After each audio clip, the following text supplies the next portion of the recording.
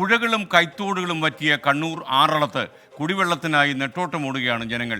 വറ്റി വരണ്ട തോടുകളിൽ കുഴികുത്തിയാണ് ആദിവാസി പുനരധിവാസ മേഖലയിലെ ജനങ്ങൾ കുടിനീര് കണ്ടെത്തുന്നത്. കോടികൾ മുടക്കിയ കുടിവെള്ള പദ്ധതികൾ ഫലരഹിതമാകുന്നു. പൊള്ളുന്ന ചൂട്, അതിനൊപ്പം കനത്ത കുടിവെള്ളക്ഷാമവും. കണ്ണൂരിലെ ആറളം ഫാം പുനരധിവാസ മേഖലയാണ്.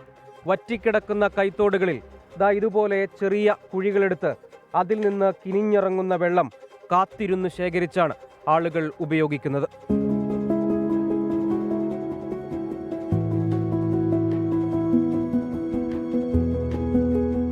ഒരു തുള്ളി വെള്ളമില്ല നമുക്ക് കുടിക്കാനും കുളിക്കാനും കക്കൂസിൽ പോകാനല്ലോ. പണിക്ക് പോകാതെ നമ്മൾ ലീവ് എടുത്താണ് ഈ കുഴി ഇങ്ങനെ.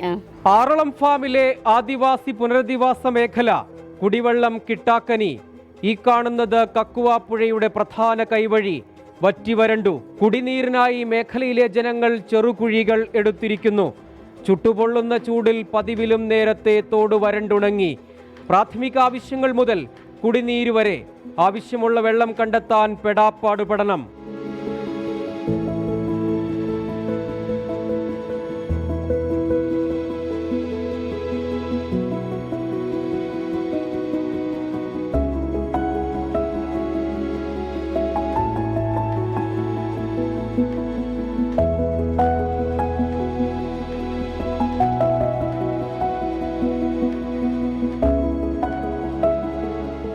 ഇവിടെ കുടിവെള്ളക്ഷാമം എന്ന് പറഞ്ഞു കഴിഞ്ഞാൽ കുറേ മാസങ്ങളായി ഇപ്പോൾ കുടിവെള്ളക്ഷാമം കൊണ്ടുവരുന്നത്. കടുത്ത ചൂടാണ്.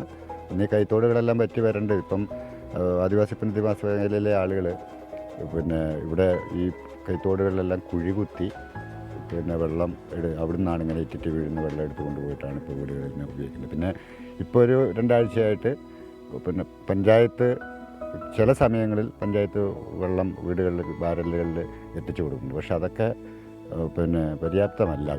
പുനരധിവാസ മേഖലയിലെ 6 ബ്ലോക്കുകളിലായി കോടികൾ മുടക്കിയ 9 കുടിവെള്ള പദ്ധതികൾ പാഴായി കിടപ്പുണ്ട്. മേഖലയിലെ ആദിവാസികൾക്ക് പ്രയോജനം ഒന്നുമില്ല.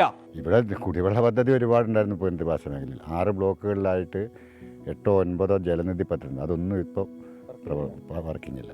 ഒന്നീ പുഴയിലെ വെള്ളം ഇപ്പോൾ ഇതിനപ്പുറത്ത് കക്കുവപ്പുഴ എന്ന് പറയുന്ന പുഴയാണ്, കുരുട്ടിപ്പുഴ. ആ പുഴയും പൂർണ്ണമായും വറ്റി വരണ്ടു. ഈ പുഴയോട് ചേർന്നാണ് ഈ ജലനിധി പദ്ധതികളെല്ലാം ഉള്ളത്. അത് പൂർണ്ണമായും ഇപ്പോൾ പ്രവർത്തനരഹിതമായി. പിന്നെ ഇതിൻ്റെ കറണ്ട് ബില്ലോ മറ്റോ കാര്യങ്ങളോ ഒന്നും അടയ്ക്കാൻ ആളുകൾ ആരാണ് അടയ്ക്കേണ്ടത് എന്നുള്ള ഒരു ആശങ്ക ഇതുകൊണ്ടുകൊണ്ട് തന്നെ അടയ്ക്കാറില്ല. വൈദ്യുതി വിച്ഛേദിച്ചും വെള്ളമില്ലാതെയുമെല്ലാം ഇപ്പോൾ ഉള്ള പൂർണ്ണമായുമുള്ള ഈ ജലനിധി പദ്ധതി ഇവിടെ ഡ്രോപ്പായിരിക്കുകയാണ്. പഞ്ചായത്ത് വക വണ്ടിയിൽ വിതരണം ചെയ്യുന്ന കുടിവെള്ളമുണ്ട്. നീണ്ട ഇടവേളക്കിടയിലെ നല്ല നേരം നോക്കി കാത്തിരിക്കണമെന്ന് മാത്രം. മഴ കനിയുന്ന കാലം വരെ ഈ ദുരിതം ഇങ്ങനെ തുടരും.